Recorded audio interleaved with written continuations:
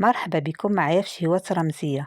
اليوم غنعمل معكم كيك يومي عادي اقتصادي وجد بسيط بمذاق قشر الليمون الحامض. بقاو معايا تشوفوا المقادير وطريقة التحضير.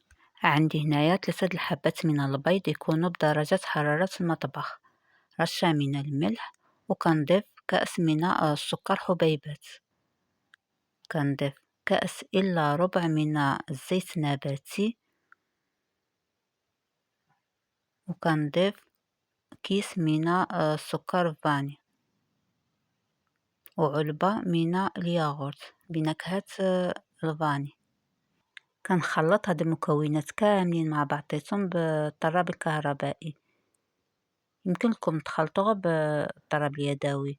خلط مزيان، عاد كنبدا نضيف الدقيق. كنضيف الكأس الأول من الدقيق الأبيض، وكنضيف 2 أكياس من خميرة كيميائية من فئة 100 غرام، المجموع 16 غرام.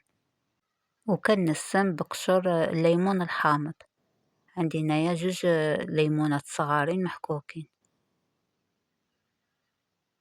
كنخلط هاد الدقيق مع الخليط هذا مع القشور د الليمون، كنخلط بطريقة دائرية باش كنحافظ على القوام د الخليط. دابا غنضيف الكأس الثاني من الدقيق، وكنخلط. كنضيف الدقيق تدريجيا، كنكب شي 3 كيسان مرة واحدة. دابا غنزيد الكأس الثالث، الدقيق الأبيض. صافي كنخلط بطريقة دائرية. القوام د الخليط هو هذا.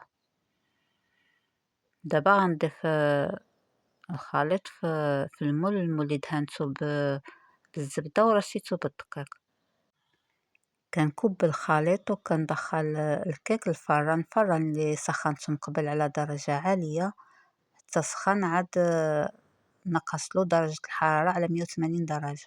من بعد ما كيطيب الكيك، هذا هو الشكل ديالو. كيك اقتصادي كيتحضر بسرعة، كيجي منسم بمذاق قشور د الليمون الحامض وكيجي هشيش. كنتمنى هذا الفيديو ينال الاعجاب ديالكم. خليتكم على خير، الى فيديو اخر مع شيوة اخرى في شهوات رمزية.